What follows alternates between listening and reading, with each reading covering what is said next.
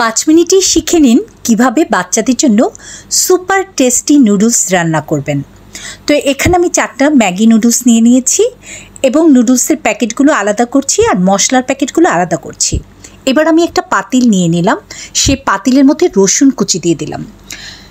রসুন কুচির ভেতরে তেল দিয়ে দেব এবং লাল লাল করে ভাজবো। তার ভেতরে আমি পানি দিয়ে দেব। এবার পানির ভেতরে পেঁয়াজ দিয়ে দিচ্ছি। পেঁয়াজগুলো চাইনিজ স্টাইলে কিউব করে কাটবেন। এবার হালকাভাবে নাড়া দিচ্ছি, কিন্তু চুলার আঁচটা আমি মিডিয়ামে রেখে দিয়েছি।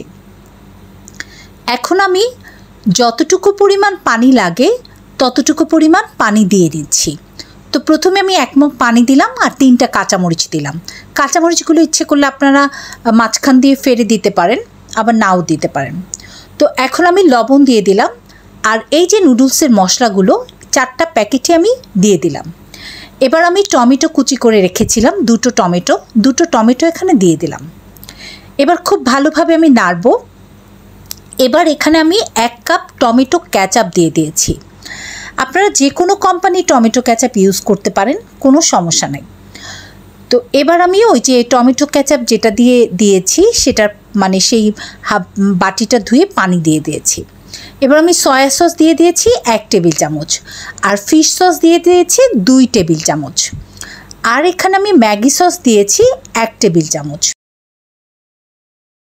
তো এবার আমি টেস্টিং সল্ট দিয়ে দিলাম 1 চা চামচ। টেস্টিং সল্ট আপনাদের যাদের ভালো লাগে তারা দেবেন, যাদের ভালো লাগে না তারা দেবেন না। এবার দেখুন আমার স্যুপটা কিভাবে ফুটে উঠেছে। এভাবে ফুটে ওঠা পর্যন্ত অপেক্ষা করতে হবে। এবার আমি নুডলসগুলো সব ঢেলে দিলাম। স্যুপের পানি যতক্ষণে না ফুটবে ততক্ষণে নুডলসটা দেয়া যাবে না। এবার নুডলসটা সেদ্ধ হওয়া পর্যন্ত আমাদের অপেক্ষা করতে হবে। দেখুন নুডলসটা সেদ্ধ হয়ে গেছে। এবার আমি এর ভেতরে কর্নফ্লাওয়ার গুলে দিয়ে দিয়েছি। আমি 1 কাপ পানির ভেতরে 2 টেবিল চামচ কর্নফ্লাওয়ার গুলে নিয়েছি। তবে কর্নফ্লাওয়ার গোলা পানিটা আপনারা একসাথে অবশ্যই দেবেন না, আস্তে আস্তে করে দেবেন। দেখবেন যে নুডলসটা কীরকম ঘন হচ্ছে। যখন দেখবেন যে ঘন হয়ে গেছে তখন এখানে আমি 3টা ডিম দিয়ে দিয়েছি। 3টা ডিম আমি সুন্দরভাবে ভেঙে রেখেছিলাম। ডিমটা আমি কিভাবে দিচ্ছি আপনারা দেখুন। 1 হাত দিয়ে আপনারা ডিম দেবেন আর 1 হাত দিয়ে নাড়তে থাকবেন। এই যে দেখুন 1 হাত দিয়ে ডিম দিয়েছি আর 1 হাত দিয়ে আমি সুন্দরভাবে এটা নেড়ে দিচ্ছি।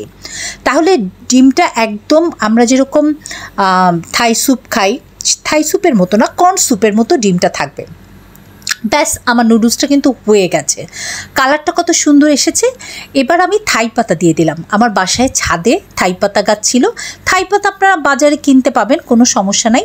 এই থাই পাতাটা দেবেন। থাই পাতাটা দেওয়াটা একটু জরুরি, কেননা এটা দিলে খুব সুন্দর একটা ফ্লেভার আসে। থাই পাতাটা দিয়ে আমি একটু নাড়াচাড়া দিচ্ছি। এবার আমি লেবু পাতাও দিয়ে দিয়েছি। লেবু পাতাটা স্কিপ করে গেছে, ভিডিওতে আসেনি। ওই যে দেখুন ওটা লেবু পাতা।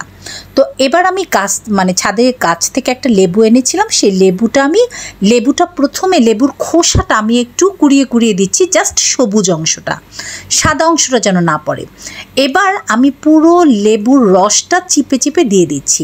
আমি এখানে জাস্ট একটা লেবু ইউজ করেছি আর 2-3টা লেবু পাতা ইউজ করেছি। তবে এই লেবুর রস কিন্তু কখনোই শুরুতে দেওয়া যাবে না, একদম শেষে আপনাদের দিতে হবে।